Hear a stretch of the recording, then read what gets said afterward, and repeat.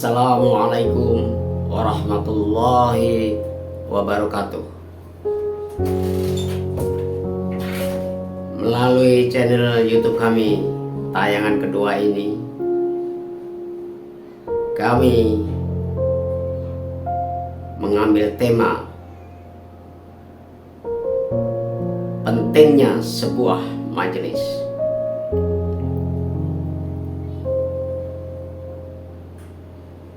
Teman-teman, sahabat setia yang kami muliakan,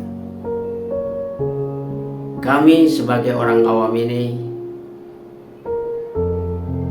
memaknai majelis biar lebih mudah untuk memahami komunitas kami. Majelis ini kami maknai sebagai suatu wadah, suatu kumpulan, ataupun suatu komunitas. Bahkan kami lebih memahami kalau kita ibaratkan sebuah kapal yang di dalamnya ada kapten, ada KKM atau kepala mesin, kemudi, dan penumpangnya. Teman-teman semua yang kami muliakan, kami komunitas K3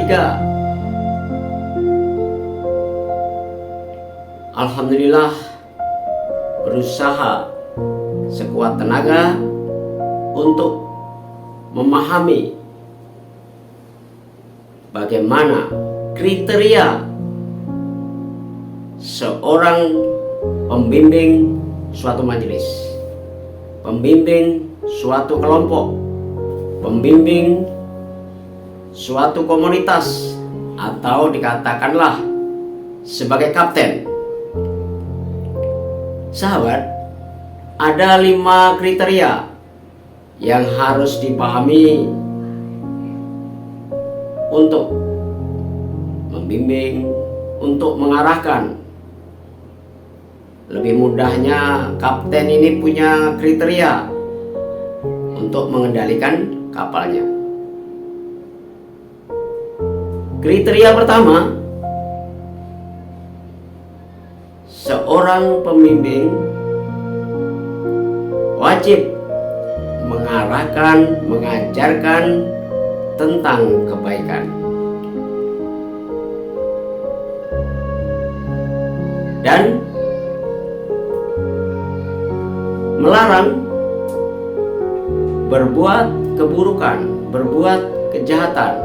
Kalau lebih kerennya, amar ma'ruf nahi mungkar. Berlomba-lomba, mengajak berlomba-lomba untuk kebaikan dan mencegah kemungkaran. Itu kriteria yang pertama. Adapun kriteria yang kedua adalah seorang pemimpin harus mempunyai ilmu kerahasiaan yang telah dia dalami. Sebab apa, teman-teman?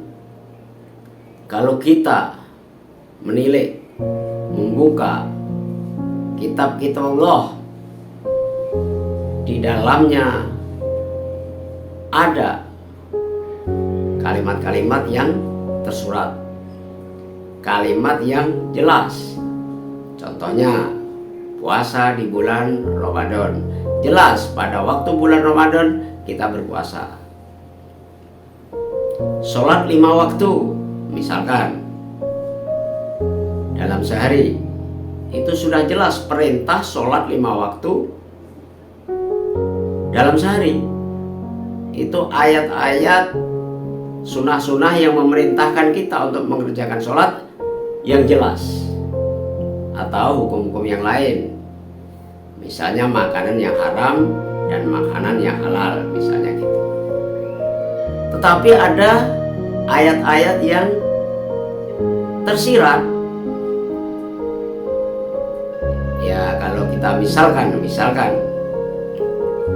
coba kita tilik, kita buka di surat At-Talaq ayat 12 misalkan,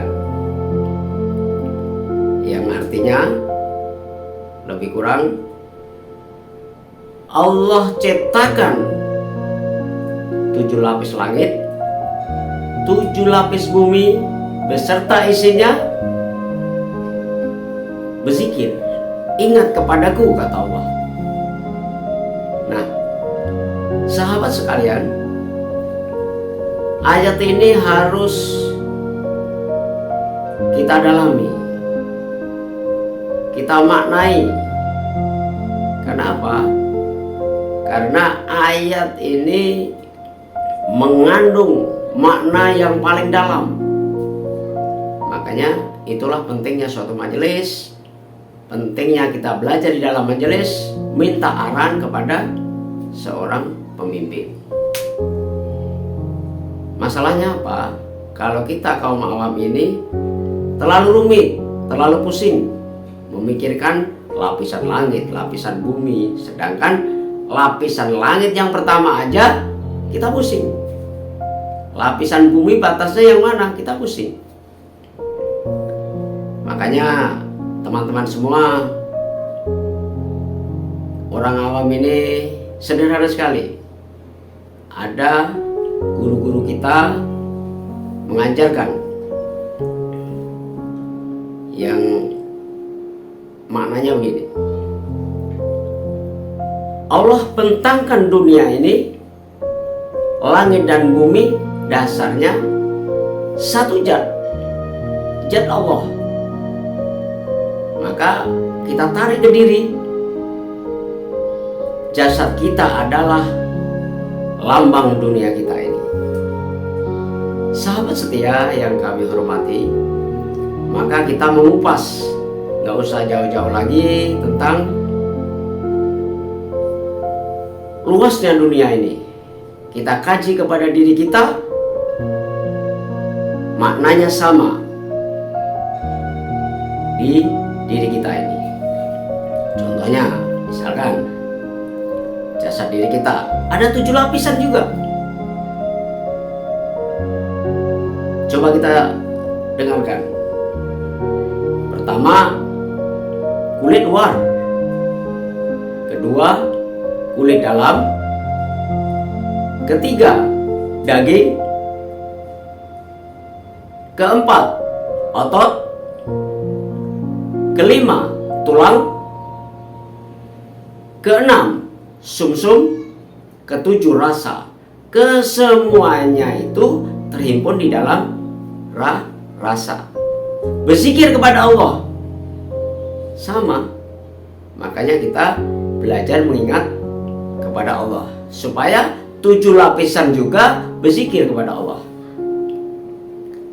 Nah, ayat-ayat yang tersirat ini perlu penjelasan, di dalamnya penuh kerahasiaannya untuk dikaji, untuk diamalkan. Itu kalimat yang jelas, kulit luar, daging, otot, dan lain-lain.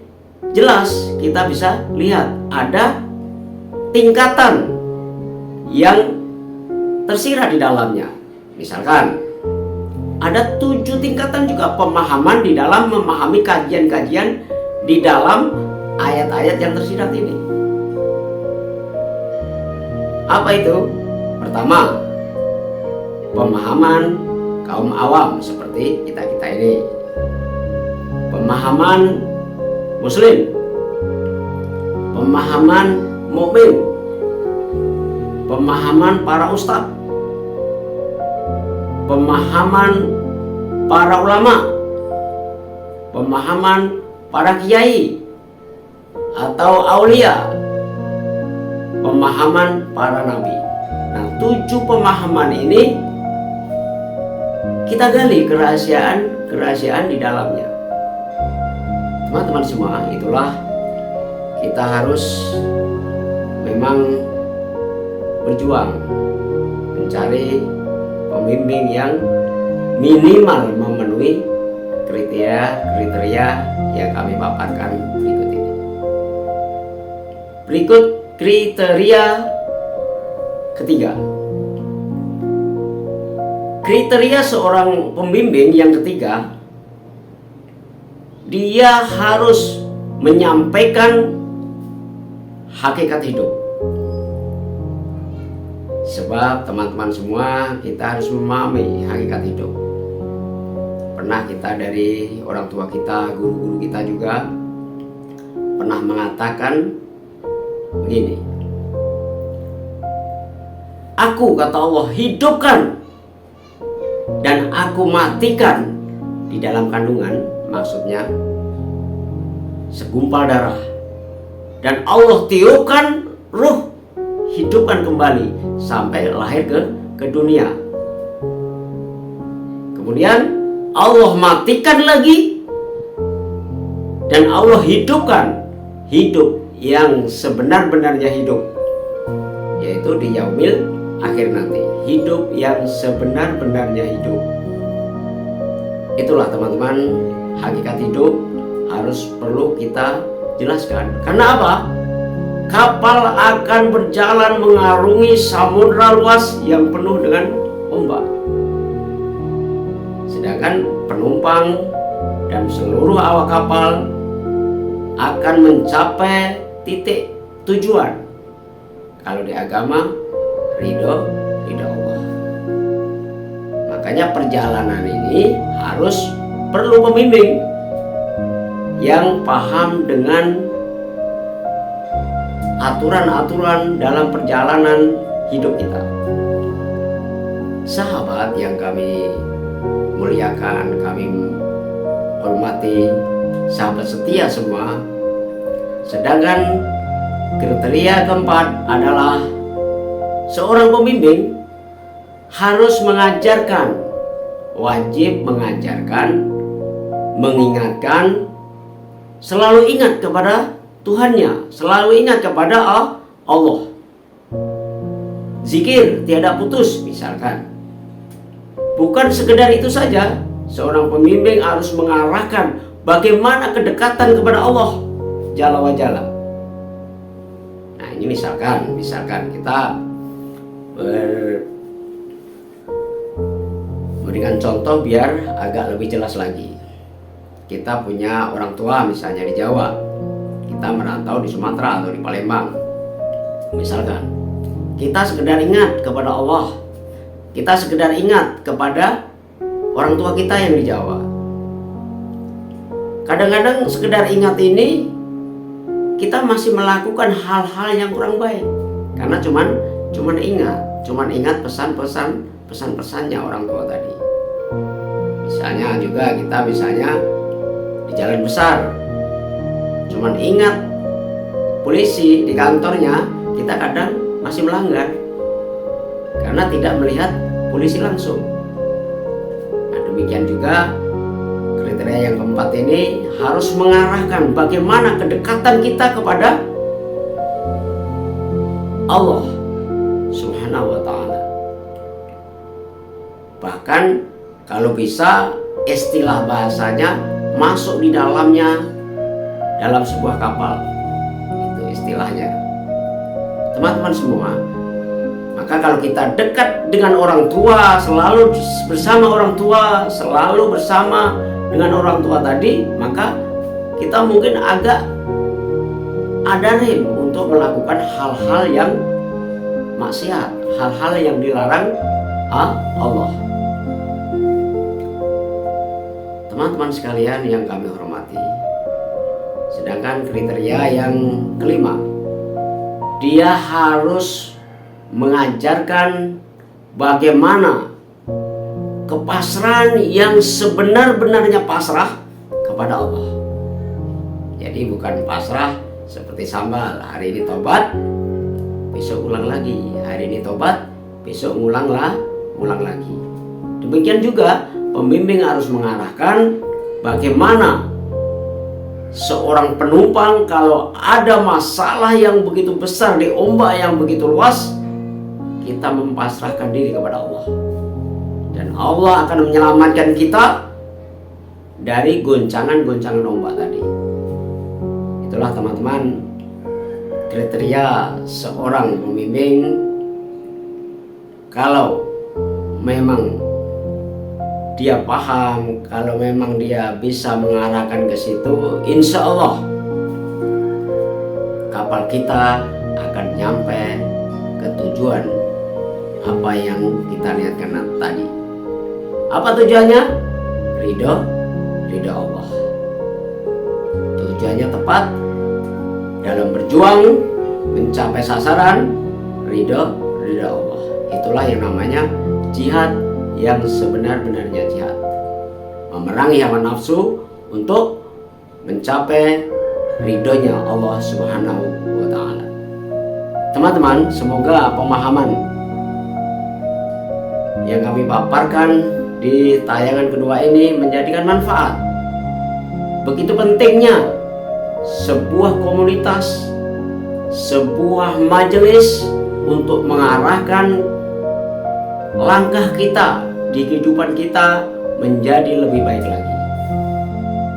Misalkan seandainya kita kadang dalam kehidupan ini dibenturkan oleh orang tua yang kurang bisa membimbing, misalkan paman atau mamang atau abang yang kurang bisa membimbing kita ke arah jalan yang benar. Makanya majelis lah, komunitas lah, kelompok lah, atau sebuah kapal lah yang akan mengarahkan kita ke arah tujuan, mencapai titik sasaran ridho Allah. Sahabat sekalian, mudah-mudahan dengan tayangan ini bermanfaat bagi kita semua, wabil khusus kami yang baru belajar ini. Semoga tayangan berikutnya insya Allah kami akan memberikan paparan untuk menjadikan hidup semakin tenang, hidup semakin bahagia, untuk ke depan semakin lebih baik lagi. Mari kita merenung sejenak.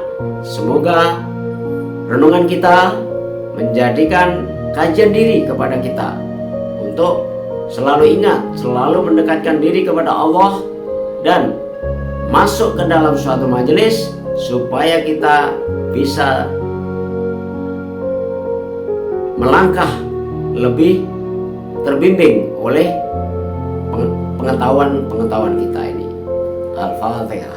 A'udzu billahi minasyaitonir rajim. Bismillahirrahmanirrahim. Alhamdulillahi rabbil alamin.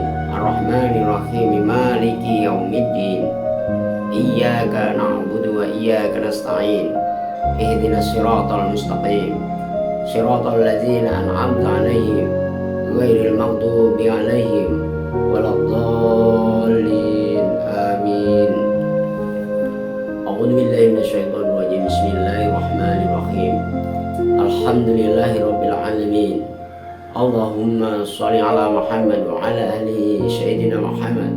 Allahumma ya Allah, kami hadir di sini Allah, yang mendengarkan, yang melihat. Mudah-mudahan kami diberi kekuatan ya Allah, keselamatan ya Allah, keselamatan dunia dan keselamatan di akhirat ya Allah. Allahumma antas salam wa minkas salam wa ilaika ya'udus salam wa hayyina rabbana bis salam wa dakhilna jannata darus salam. Tabarakta rabbana wa ta'alaika ya dzal jalali wal ikram. Rabbana atina fid dunya hasanah wa fil akhirati hasanah wa qina adzabannar. Da'wahum fiha subhanakallahumma tahiyatul fiha salam wa akhiru da'wahum anil alhamdulillahi rabbil alamin. Terima kasih teman-teman semua. Semoga paparan pentingnya sebuah majelis ini kita menjadikan renungan buat kita semua dan menjadikan kehidupan kita menjadi lebih baik lagi. Terima kasih. Wassalamualaikum warahmatullahi wabarakatuh. Salam K3, komunitas kajian orang-orang awam, kopi bersama, duduk di atas tikar. Semoga kehidupan kita semakin lebih baik lagi. Terima kasih.